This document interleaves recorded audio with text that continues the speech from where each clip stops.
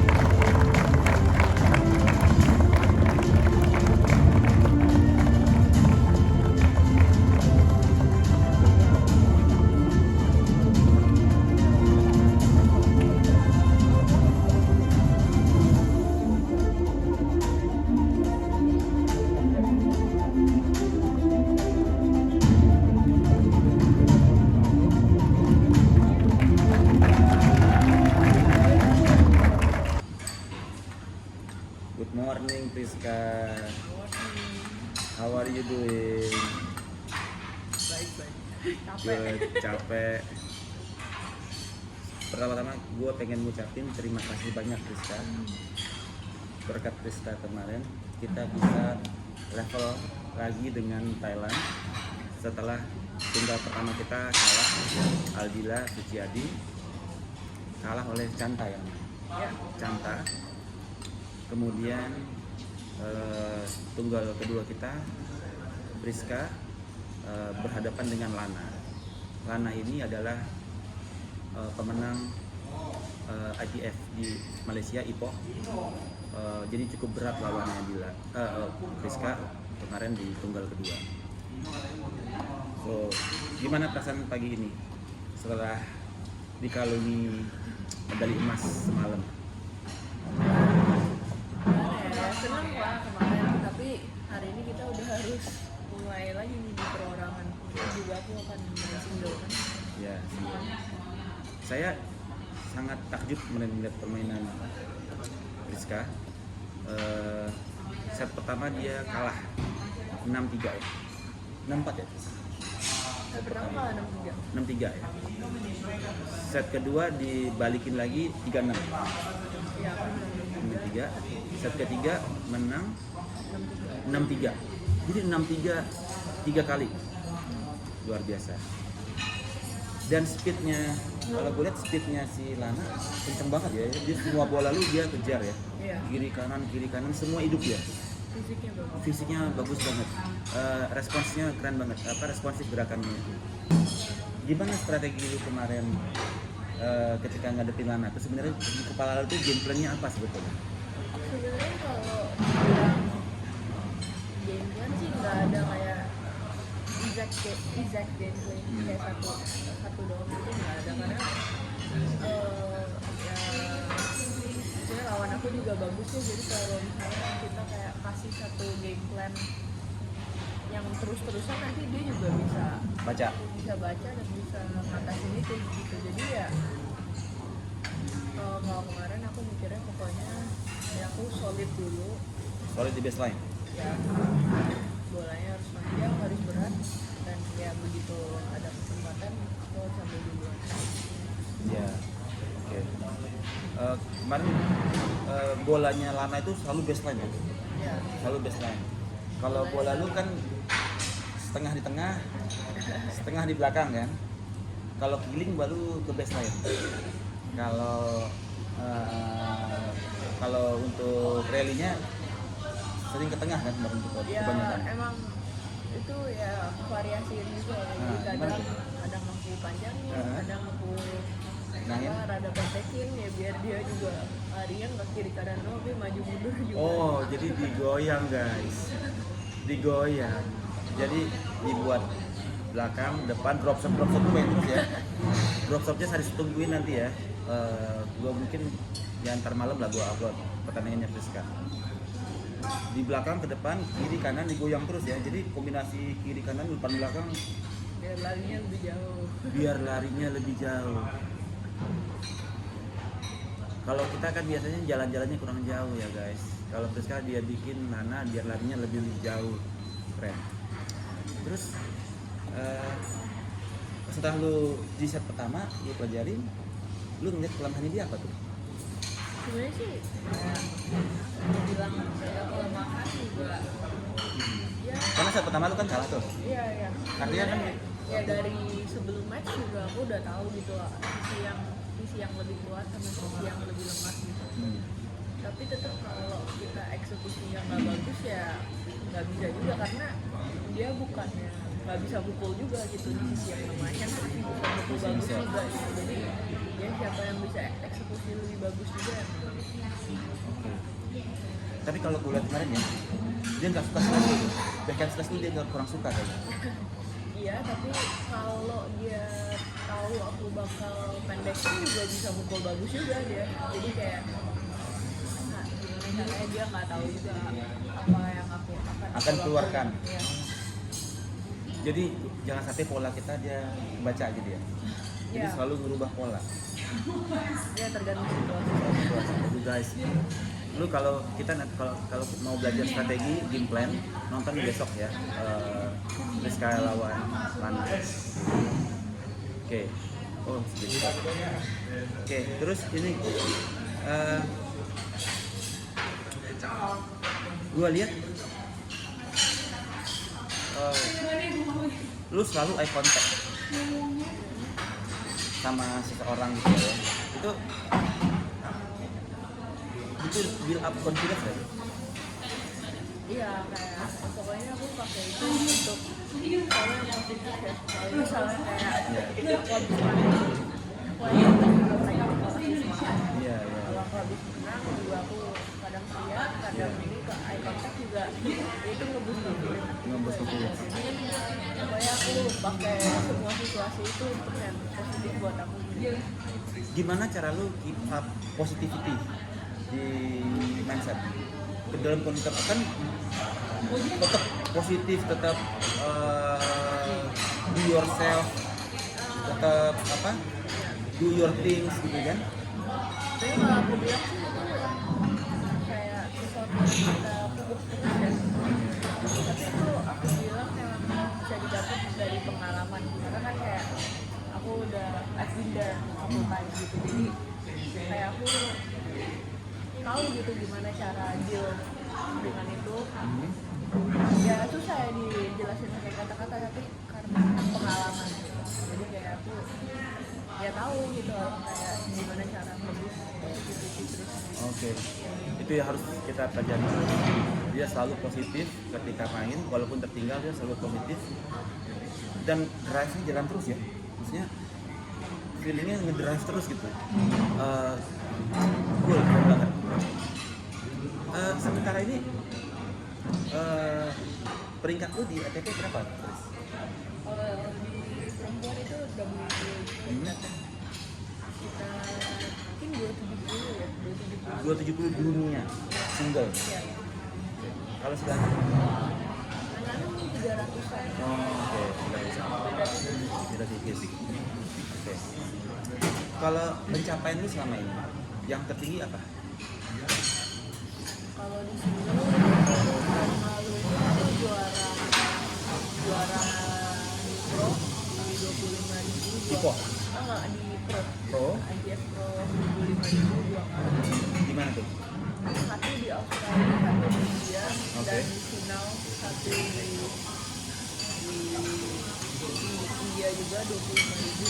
Jadi itu back to back waktu itu juara terus final. Oh, juara dan final di tempat yang sama. Iya. Australia dan India ya. Bukan. Jadi sekali juara di Australia 25.000. Oke. Habis itu di akhir tahun aku ke India 2 minggu. Oke. Minggu pertama juara. Oh, minggu keduanya finalis. Ini luar biasa guys, perjuangan ke jadi finalis itu susah loh, berat.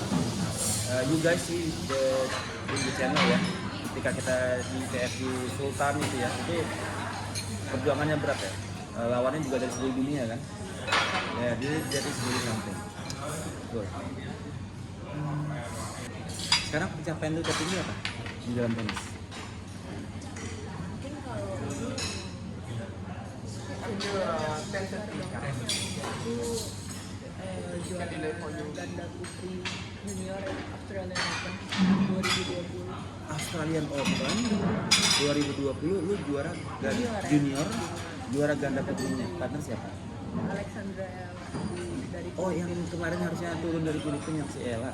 iya Kan dia nggak jadi turun. Itu partner ganda lu tuh. Iya. Itu berat tuh kalau ketemu dia. ya peringkat kita sih mirip-mirip deh, dia lebih tinggi sedikit ya. Oke, jadi di komen kemarin yang kita lakukan Filipina ada yang nanya kenapa Ella nggak turun gitu. Ada yang komen gitu. Ternyata dia itu partner ganda Rizka ya. Oke, luar biasa. Jadi, oke. Itu yang tertinggi ya, juara. Ini kan Dia itu di junior. ya. Kalau di senior? Kalau di senior, ya kalau untuk single yang paling tinggi aku pernah dapet yang di 25K, yang di 25.000. Yang Juara di yang di Australia itu juara ya. Ya, kalau untuk double itu aku di 60.000 di Indonesia. Juara 60.000, lebih gede lagi dong. Wow, keren guys. Oke, Karena emang aku baru mulai main pro pertengahan tahun lalu. baru setengah tahun guys. Enggak, ya lebih dari setengah tahun ya. Ya, hampir setahun lah ya sekarang ya. Udah hampir setahun. Terus kak, main tenis dulu dari usia berapa kan? Kalau kayak pertama kali megang raket itu kayak umur 4, tapi main-main doang. Main-main. Sampai ya karena aku bukan datang dari keluarga yang berolahraga sama sekali. Jadi benar-benar awalnya main-main doang. Terus 7 itu di peluang aku di Kemayoran kita kayak ada one minute. Pelatihnya itu om saya Oke. suruh ikut gitu, Ya, cobain oke. aja gitu. Awalnya juga ya udah nyoba-nyobain aja, nggak ditambah malah juara. Tiba-tiba juara guys. Tiba-tiba juara. Bukan tiba-tiba tenis ya, tiba-tiba juara. Padahal disuruh ikut-ikut doang ya. Iya. Oke. Dari situ baru mulai serius. Ya belum ya, masih nomor 1 sekolah. Iya. Kalau kayak baru serius banget kita kalau pas mulai aku udah kayak pindah sekolah itu pas aku kelas 8 umur berapa? Pindah kelas 8. Ya, umur 12 tahun. Iya. SMP lah ya? Kelas 8. 14 ya, umur 14, SMP kelas 2 lah ya. Itu baru kayak mulai Serius. Ikut klub. lebih fokus ke Oke. Ke depan objektif Rizka apa lagi yang the tournament ahead? sebenarnya belum tahu ya, karena mungkin habis ini perlu recovery dulu, perlu pulang ke Indonesia dulu recovery. Terus ya pasti aku akan bertanding lagi, mungkin belum tahu di mana, bisa di Asia, bisa di Amerika, bisa di Eropa. Pasti bakal main pro. Oke.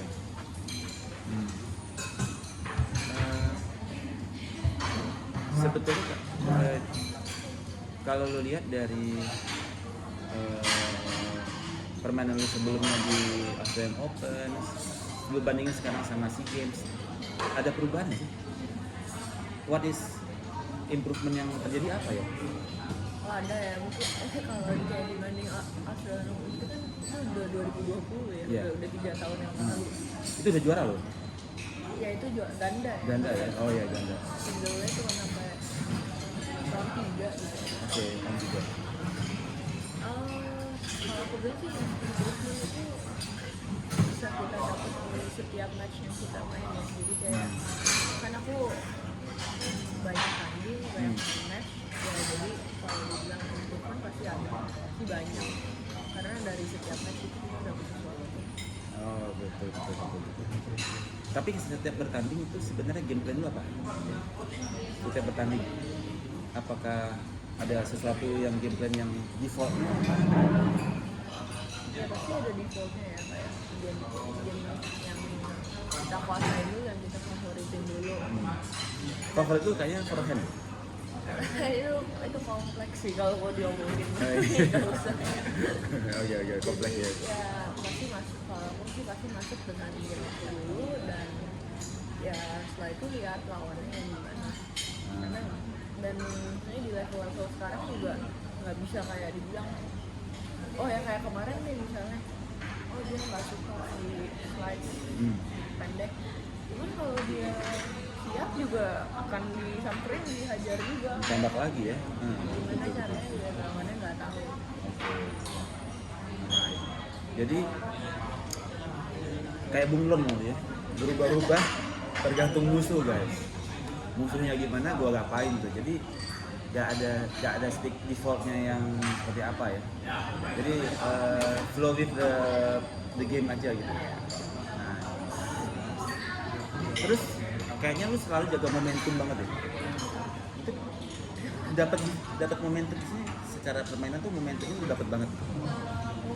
Momentum tuh kalau aku bilang di match itu kan nggak pernah rata ya, selalu kayak naik turun. Sinus ya. Mau ketinggalan, mau leading itu bisa naik turun kapan aja. Jadi ya itu gimana si pemain tuh bisa ya ambil atau diperbalik momentum itu. Tapi ya itu Wah itu keren guys tuh. Bagaimana dia memutar balik momentum di dalam pertandingan. Wah itu udah advance. Itu perlu kelas yang berbeda guys. Itu kelasnya beda lagi tuh. Karena bicara momentum, mempermainkan momentum di dalam permainan. Udah sampai di situ level lu guys. Oke. Jadi itu topiknya terlalu dalam. Ya kita yang ngomong tapi pada bingung loh dengerinnya. Oke. Tapi I very kaget ya kalau kita lihat itu merhatiin momentum itu dapat terus, momentumnya dapat terus, kayak stay with the momentum gitu loh, stay with the momentum. Tapi secara umum supaya teman-teman yang belajar ya junior stay with the momentum itu konsepnya gimana sih? aduh susah ya ngejelasin. Ini susah ya. Jadi yang tadi aku bilang, momentum itu kan naik turun terus. Ya. Jadi gimana caranya pas kita down kita bisa putar balik, dan kalau misalnya kita udah lagi up ya kita tekan terus gitu, Jangan kehilangan momentum. ya itu caranya berbeda-beda. Jangan kehilangan momentum guys. Wah itu susah, itu panjang urusannya guys. Jangan kehilangan momentum itu secara umum ya, keren. Cool. Jadi sekarang lu kan pakai pelatih tuh. Memang dari dulu selalu pakai pelatih atau baru-baru ini aja? Nah, sebenarnya pas junior dulu aku juga Klub ya? Iya aku, dan kalau running juga aku ada pelatih. Dan pas aku udah mulai main Grand Slam di junior, aku banyak masuk ke, jadi ada namanya ITF team, itu juga disediain pelatih, cuman bukan dari Indonesia ya, jadi kayak disediain pelatih. Oh jadi mereka yang internasional, jadi kayak pemain-pemain dikumpulin masuk di satu tim, terus nanti dikasih pelatihnya gitu. Tapi bukan dari Indonesia, pemain-pemainnya juga ya aku doang yang dari Indonesia. Jadi dia punya beberapa pemain yang dia maintain gitu? Iya, kayak pemainnya sih kurang lebih sama terus emang di Grand Slam ini sama, nanti sama. Jadi dia dari dia kasih buat kita Dari gitu? ITF. Keren. Dan itu Dibayarin full oleh ITF? Iya. Wow.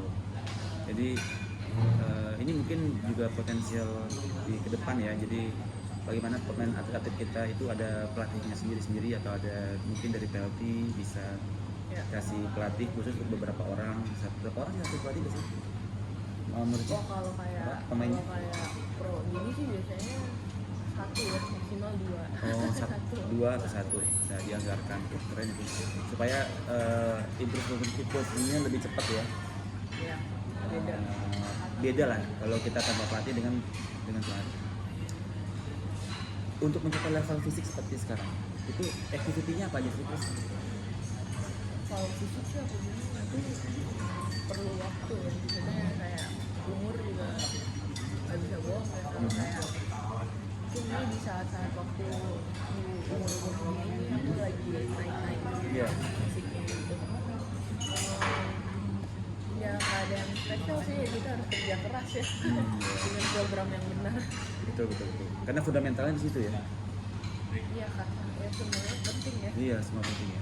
Core-nya di situ untuk dia footwork dan fisik dan oke.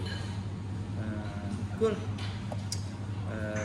Untuk yang tunggal perorangan besok hari ini kita mulai. Target. Amin guys. Kita doakan supaya Priska bisa kembali mendulang emas dari sisi tunggal perorangan. Right? Thank you very much Priska. Good luck to your game this week. I hope kita semua mendoakan supaya Priska bisa mencapai prestasi yang gemilang di SEA Games ini. Oke guys, thank you for watching. See you. Bye bye.